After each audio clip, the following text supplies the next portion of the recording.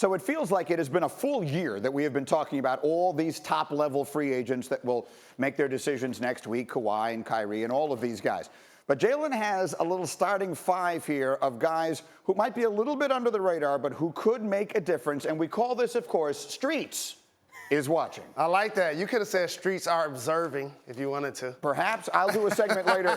My segment later will be called The Cul-de-sac is watching. But exactly, that's a whole different, exactly. There you go. That's a whole different one. All right, go ahead. So here's the thing. We know about the 5 Ks that are going to be lead dominoes in free agency. Right. And then we know about second-tier guys like Tobias Harris and Jimmy Butler. But I wanted to go a little deeper into the box score and show some impact players that are going to be starting next year, possibly for contending teams. At center, Brook Lopez, a knockdown shooter, made 173s last year. The first player to average two blocks and 2 made threes in a game in NBA history. I've heard people reference him with the Lakers. Is that a good fit with him? Take Kawhi out of this discussion.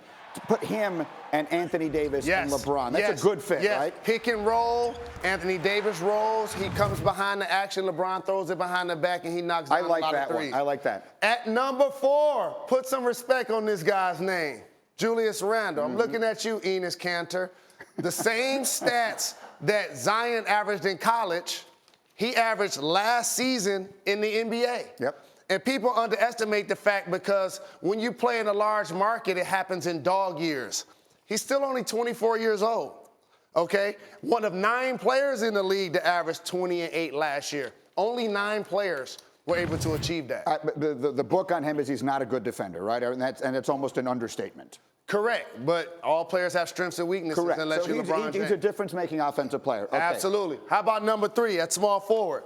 Jay loves this guy. Bogey! As much as I do. Love this guy. Pacers leading scorer without Victor Oladipo. Averaged 20 points with Victor Oladipo out of the lineup. Can play with the ball, can play without the ball. He can come off pick and roll and knock down a shot.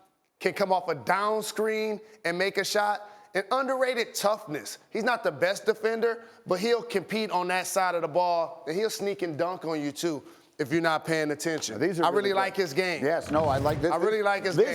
This is a great example of the sorts of things the Lakers are probably considering. Yes. We'll sit here talking about Kawhi Leonard. Correct. But it's these guys they're actually going to wind up signing. And I have a guy that'll fit perfect with the Lakers. As a matter of fact, this backcourt would, if they could prod him away from his current situation. He's a restricted free agent. Yeah. His name is Malcolm Brogdon. You can look back in his history, and LeBron knows because he dunked on the top of LeBron's head before. He's one of 10 players in the history of the NBA to shoot 50 from the floor, 40 from 3, and 90 from the field. Okay, he can play on the ball, but more importantly, with LeBron James, can play off the ball.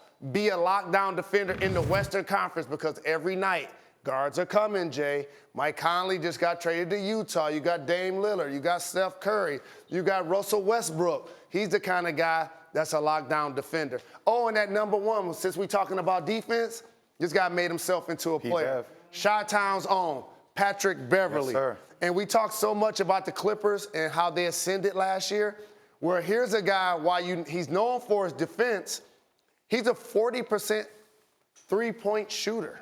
Okay, so he can dribble the ball across half court, give it to LeBron, go spot up in the corner, and still make an open shot. These are the kind of guys, if you can't get a Kawhi Leonard or a Kyrie Irving, you try to find a way to make that money work, to have a backcourt. These 3 guys fit terrific on their team. Yo, if they get these 2 guys, that might be game over. There you go. These are 2 of the most underrated free agents that are out there, restricted or not. And listen, more to the point, it's not just the Lakers who are going to be out there signing. Correct. We're talking about them this morning because they were in the news yesterday. But these are all players who are going to make differences somewhere. This is extraordinarily well done, actually. And the timing of it will be interesting. Do the big-name dominoes start to fall first, and then these guys fill in the rest of the spots? Or do some of these guys come off the board Sunday night immediately? That's going to be really interesting to watch. But this is very well done. Everyone, thank you for watching ESPN on YouTube. For more sports, more analysis, download the ESPN app. And for live streaming sports and premium content, subscribe to ESPN+. We'll see you there.